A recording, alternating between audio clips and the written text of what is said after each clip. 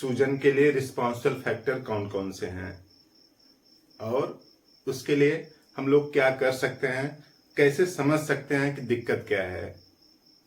तो देखिए, जो पैर है उसमें सूजन आने के कई कारण हैं। उसमें से प्रमुख रूप से अगर एक कैटेगरी अगर देखा जाए तो कोई किडनी में बीमारी होगी या फिर लीवर या फिर एनीमिया। एनीमिया में खासतौर से पूरे बॉडी में सूजन आ जाती है, इंक्लूडिंग पैर में भी, घुटने से नीचे भी। और एक किडनी लीवर में फेस पर भी सूजन आ सकती है या फिर पैर में भी या फिर पूरी बॉडी में। वो डिपेंड इस बात पे करता है कि बीमारी की इंटेंसिटी कितनी है, बीमारी कितनी प्रोग्रेस कर गई है। लेकिन आज इस वीडियो में हम लोग बात करते हैं एक अलग टाइप का, इनको छोड़ करके, इनके लिए काफी वीडियो हो चुके हैं। एक दूसरी कंडीशन है थ्रोम्बोफ्लेबाइटिस। अब थ्रोम्बोफ्लेबाइटिस होती क्या है, तो देखिए कहीं भी ब्लड सर्कुलेशन के लिए दो ट्यूब्स होती हैं। एक ट्यूब ब्लड को ले आती है टिश्यू तक और दूसरा उससे इकट्ठा करके वापस ले जाती है इसी टिश्यू से। तो जो इधर ले आती है उसको क्या बोलते हैं, आर्टरी। जो इस तरफ ले आ रही है ये क्या है, आर्टरी। और जो वापस ले जा रही है उसको क्या बोलते हैं, वेन्स। तो आर्टरी और वेन्स में प्रमुख सा अंतर यह है कि आर्टरी में कोई वाल्व नहीं पाया जाता, वेन्स में इस तरह से वाल्व पाए जाते हैं। वेन्स में वाल्व होते हैं, यानी इसके अंदर वाल्व हैं। किस लिए वाल्व होते हैं, बैक फ्लो को रोकने के लिए, बैक फ्लो को रोकने के लिए। क्योंकि यहां पे ब्लैक फ्लो नहीं होगा, क्योंकि यहां पे हार्ट प्रेशर लगाता रहता है। हार्ट की प्रेशर की वजह से ब्लड फ्लो करता है आर्टरी के अंदर, इसलिए उसमें नेचर ने वाल्व नहीं बनाया। लेकिन जो वेन्स होते हैं उसमें वाल्व बने हैं। तो वेन में इस तरह से वाल्व बने हैं जो कि बैक फ्लो को रोकता है। अगर बैक फ्लो नहीं होगा तो किसी भी पार्ट में सूजन आने की संभावना नहीं है। अब पैर में ही ज्यादा क्यों होती है, क्योंकि देखिए पैर में जो है ग्रेविटी के अगेंस्ट काम करना पड़ता है। अब जानते ही हैं कि कोई भी सब्सटेंस हो, कोई भी मटेरियल हो, उसको धरती अपने तरफ खींचती है। धरती अपने तरफ खींचती है और ब्लड को इस तरफ जाना है, तो अगेंस्ट ग्रेविटी काम करना है। धरती जो खींचती है उसी की क्या बोलते हैं, ग्रेविटी। और ये ब्लड को अगेंस्ट फ्लो करना है। तो इसलिए फुट में स्वेलिंग होने की संभावना ज्यादा होती है, क्योंकि वहां पे सर्कुलेशन को बनाए रखने के लिए ज्यादा एफर्ट्स की जरूरत पड़ती है। तो इस तरह से जो वेन्स है उसमें वाल्व पाए जाते हैं और वो बैक फ्लो को रोकता है, ब्लैक फ्लो यानी वापस फ्लो नहीं आने देता। अब अगर इसी वेन्स में क्या आ जाए, इन्फ्लेमेशन आ जाए, ये जो वेन्स हैं इसी में इन्फ्लेमेशन हो जाए, इसी में इन्फ्लेमेशन हो जाए तो इसी को थ्रोम्बोफ्लेबाइटिस बोलते हैं।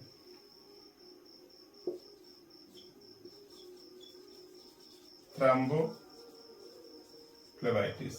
यानी अगर आपसे पूछा जाए कि थ्रोम्बोफ्लेबाइटिस होता क्या है, तो कहीं भी वेन्स में अगर इन्फ्लेमेशन हो गया है, यानी जो वेन है जिससे ब्लड वापस आता है, हार्ट की तरफ आता है, उस नली में, उस ट्यूब में इन्फ्लेमेशन हो जाए तो उसको क्या बोलते हैं, थ्रोम्बोफ्लेबाइटिस।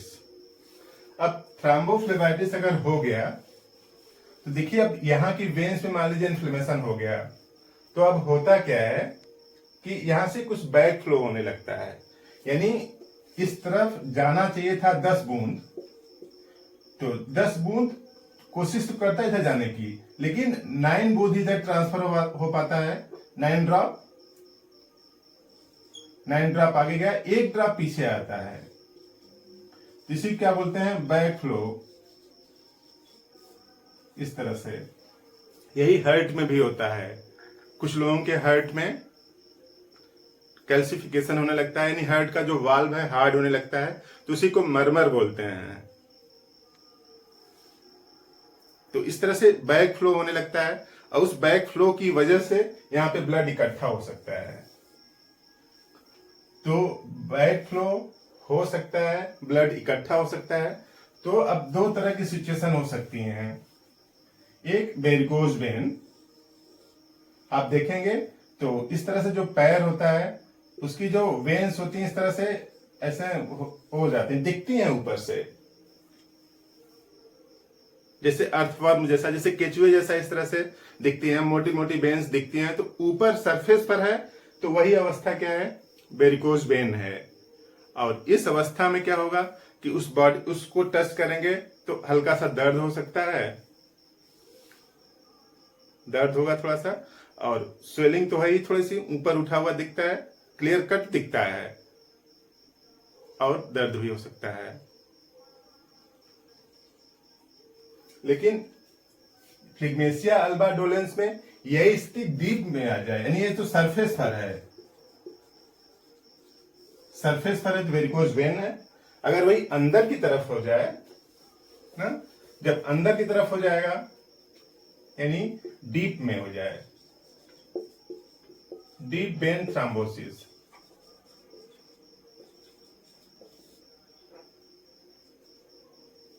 डीप वेन थ्रोम्बोसिस,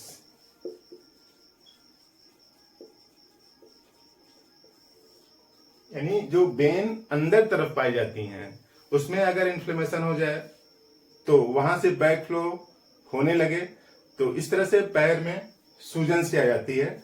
और इसी डीप वेन थ्रोम्बोसिस को लेटर ऑन बाद में स्थिति जब और बढ़ती जाती है इसी को बोलते हैं मिल्क लेग।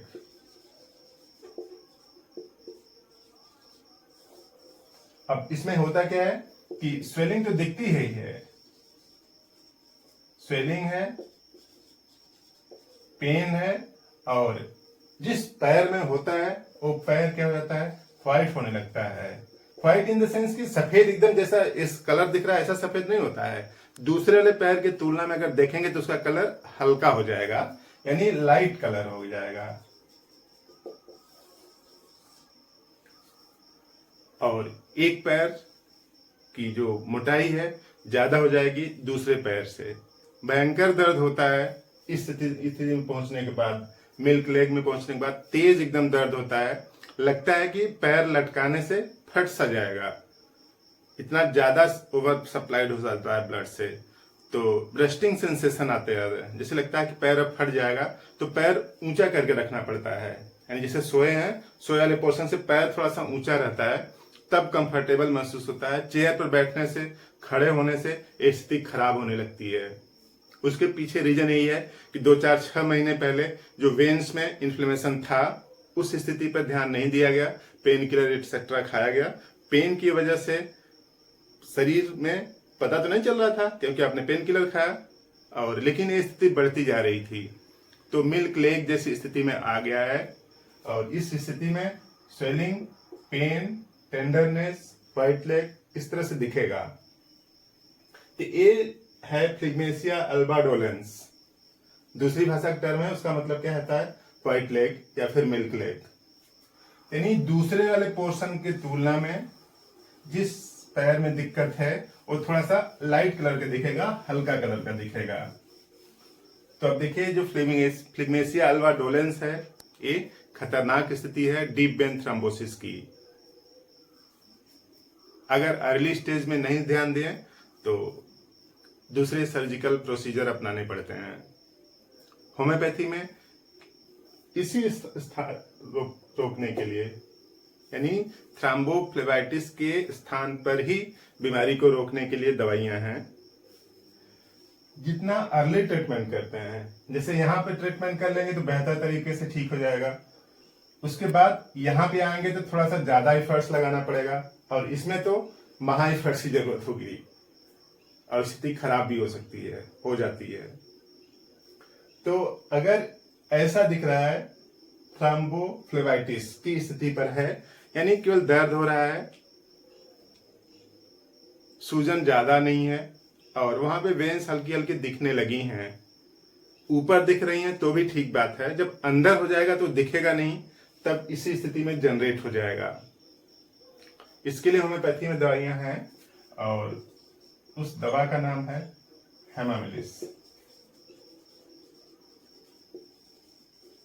हेमामिलिस क्यू लीजिए और इसका 15 बूंद हाफ कप पानी में 3 टाइम। और दूसरी दवा है कैलकेरिया फ्लोर 3x 4 टैबलेट घी पर 3 टाइम। इन दोनों दवाइयों से ये जो थ्रोम्बोफ्लेबाइटिस की स्थिति बाद में कन्वर्ट हो सकती है वेरिकोज वेन या फिर फ्लेग्मेसिया अल्बा डोलेंस में, उससे आने को रोकता है। दवाइयां 50 हैं, उसमें से जो बेहतरीन दवा जिसका रिजल्ट आया है या आ सकता है यही है हेमामिलिस वर्जिनिकस एंड कैलकेरिया फ्लोर 3x। तो इन दवाओं को यूज करें। अगर इससे रिस्पांस नहीं आता है तो किसी नियर बाय फिजिशियन को दिखाएं, सलाह लें डॉक्टरों की, कुछ बेहतर हो पाएगा। और जितना अर्ली ट्रीटमेंट स्टार्ट होगा उतना बेहतर रिजल्ट आने की संभावना है।